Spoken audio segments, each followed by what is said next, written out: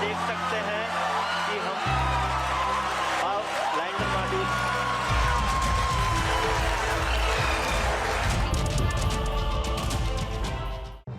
चंद्रमा पर चंद्रयान-3 के लैंडर विक्रम की सफल लैंडिंग के बाद अगला चरण शुरू हो गया है। अगले चरण के तहत लैंडर विक्रम से रोवर प्रज्ञान बाहर आ चुका है। 14 दिनों तक काम करने वाला ये रोवर अब चांद की सतह पर घूम रहा है और इसने अपना काम शुरू कर दिया है। इस खबर की जानकारी खुद इसरो ने ट्वीट कर दी।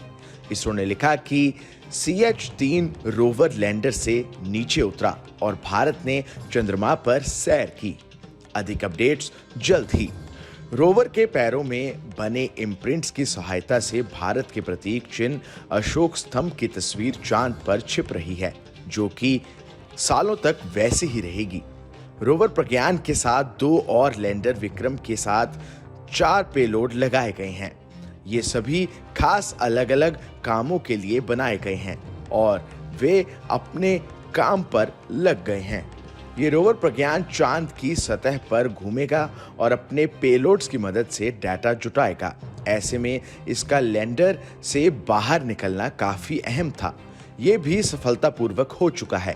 दरअसल लैंडर के उतरने की वजह से चांद पर धूल उड़ गई थी और गुरुत्वाकर्षण बहुत कम होने की वजह से ये धूल शांत होने में काफी वक्त लगता है। अगर धूल के बीच रोवर को बाहर निकाला जाता तो इसमें खराबी आ सकती थी, इसलिए कुछ समय लेकर ये बाहर निकाला गया। लगभग 2.5 घंटे बाद निकले रोवर प्रज्ञान में 6 पहिए हैं। एक तरह का रोबोटिक व्हीकल प्रज्ञान अब अपने मिशन पर जुट गया है। आइए अब बात करते हैं कि लैंडर विक्रम और रोवर प्रज्ञान का क्या काम होगा। बता दें कि इन दोनों में मिलकर कुल 6 पेलोड यानी उपकरण लगाए गए हैं। इनमें से 4 लैंडर विक्रम के साथ तो 2 रोवर प्रज्ञान के साथ जुड़े हैं। लैंडर के साथ लगा रंभा चांद पर सूरज से आने वाले प्लाज्मा कणों के धनतत्व, मात्रा और बदलाव की जांच करेगा। चेस्टी नाम का पेलोड भी विक्रम पर ही है, जो चांद की सतह का तापमान मापेगा। इल्सा लैंडिंग साइट के आसपास भूकंप मापेगा और LRA नाम का पेलोड चांद के डायनेमिक्स को समझने की कोशिश करेगा।